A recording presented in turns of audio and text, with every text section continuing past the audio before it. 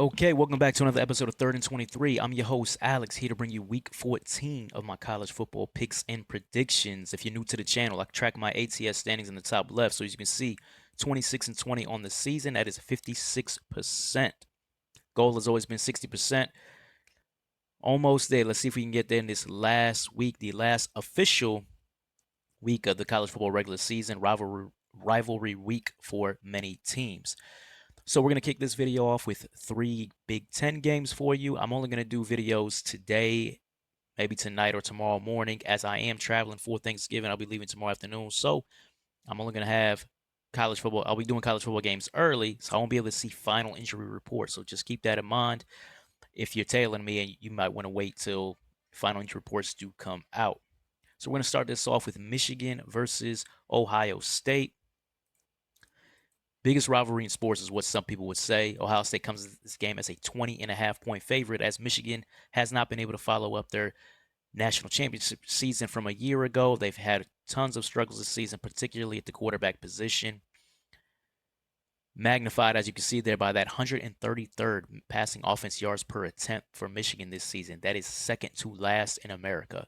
So you could say Davis Warren, if you've been watching Michigan the past few weeks, Davis Warren has kind of established himself as the starting quarterback there, but it really hasn't done much for their passing game. So when you're looking at this game, you're looking at this matchup, you can already make the assumption that Michigan is not going to be able to pass the ball effectively against Ohio State team that is the current front runner for the national championship.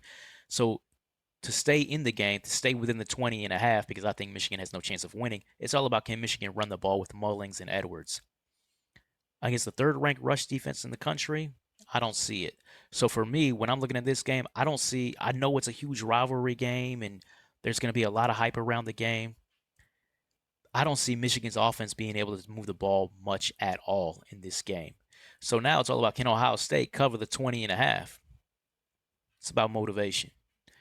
Ryan Day has been criticized over losing this game over the last 3-4 years, losing this game.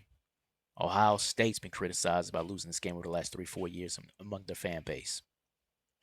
Ohio State is the current front runner for the national championship. They're going to make it to the college football playoff, but they want to solidify their slot in the college football playoff. All the motivation is on Ohio State's side to turn this into an absolute bloodbath, and that's what I'm expecting to see in this game. I think Ohio State is going to absolutely wash Michigan in this game, so I'm going to take Ohio State and lay 20.5. Moving on, Nebraska visiting Iowa. Iowa comes into this game as a 5.5 point favorite. Nebraska has been kind of a up and down season this season. Lost 4 games in a row, including the 2 you see there on your screen. Lost to UCLA 27-20. Lost to USC 28-20. And they surprisingly dominate Wisconsin 44-25. That kind of came out of nowhere. Iowa, on the other hand, coming off a 42-10 win versus Wisconsin, they also win across the country and lose to UCLA 20-17.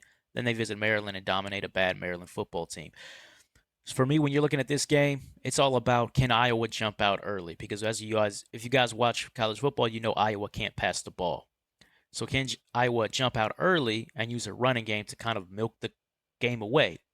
Iowa has one of the elite running games in the country, 13th in the country, 13th nationally right now. Caleb Johnson the running back is a semifinalist for the Doak Walker Award. Has balled against just about every single team he's played against. And while Nebraska's rush defense is ranked 21st, I think that's a little inflated. I don't think they're that good. This is a game that I think Caleb Johnson is going to continue to work. The guy's a machine right now. I don't think Nebraska's going to be able to slow down this Iowa running game. So I can see Iowa jumping out early and getting that lead. So then can Raiola, the quarterback for Nebraska, and this passing game do something to kind of keep pace with Iowa? Well, first off, when you're thinking about Raiola in a passing game, understand that I don't think there's going to be any balance for Nebraska in this game. Iowa's rush defense is still tough, 26th in the country. Nebraska hasn't had a running back all year. There's not a running back on that roster that scares anyone. They need to go into the portal or recruiting to find somebody to pair with Raiola for next season. Nebraska's rush offense currently ranks at 100th nationally. So when you're looking at this game, Nebraska's not going to be able to run the ball. So now you got no balance. So now it's the freshman quarterback Raiola. That was the last game of the season, so freshman doesn't really count anymore. And that Nebraska passing game, but they don't really have any legit weapons, and Iowa's pass defense is still pretty strong. So if Iowa jumps out early, I don't think Nebraska's going to really keep pace with them. And I think that Iowa running game is going to be a machine throughout. Here's one more thing to note. Iowa in home Big Ten games this season, you see there on your screen 42-10 against Wisconsin. They dropped 40 on Northwestern. They dropped 40 on Washington. These are their home Big Ten games. For whatever reason, at home, Iowa is exploding offensively. 5.5, I'm laying that. Give me Iowa. I'm going to lay the 5.5. I think they're going to probably wash Nebraska by around 3 touchdowns. And the final game, Big Ten game, I guess you could say. One of the teams is Big Ten, right? USC. But USC is hosting Notre Dame. Notre Dame's 7.5-point favorite. This is the only game so far that I've seen any line movement. Opened at 7, quickly went to 7.5. So when you look at this game, you have Notre Dame, who's been an absolute machine, ready for the college football playoff, blowing teams away right now. Competition, though, isn't really the toughest. Service academies, UVA, Florida State, and that kind of flows into their stats. Second nationally right now in pass defense yards per attempt. But who have they really played? Their toughest test passing the ball against their defense this season was Tyler Shugg, which was probably about a couple months ago. And actually, he only averaged about 6.4 yards per attempt. He did throw for 260, but he wasn't very consistent in that game. So I think this Notre Dame secondary, this Notre Dame pass defense is legit. Number 2 in the country, legit? Probably not, but is legit. And they're going to go against Jaden Mauava from USC, who, if you watched the game last week against UCLA, you saw a couple things. One, this guy loves to play a street football kind of style of play, right? He kind of looked like I don't want to call him a fake Caleb Williams out there, but a not as good Caleb Williams, will say.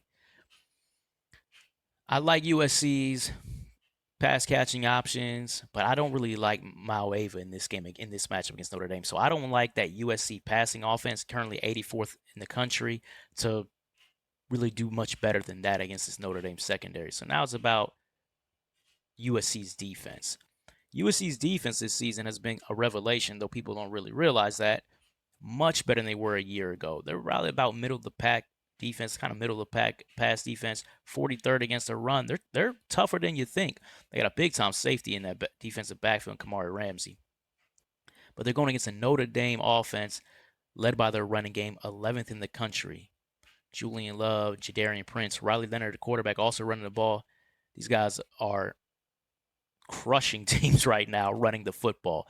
Riley Leonard is efficient passing the ball, but they're not explosive. It's really about passing the ball to set up this devastating rushing attack. So when I'm looking at this game, I see Mauava, who's kind of looks like an inconsistent kind of quarterback who I think can have a couple turnovers in this game against an efficient offense that is not slowing down in Notre Dame. I like Notre Dame's offense in this game. I think USC's defense is better than people think, so I think they're going to be in the game for a little bit.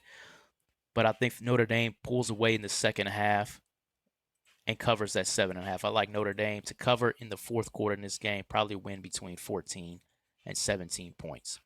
So anyway, that wraps it up. These 3 Big Ten games on tap for you. I'll have another video doing some SEC games, so be on the lookout for that. And if you like the content, please like, comment, subscribe, all of that. As you're going to see my YouTube handle here in a few seconds. Take care.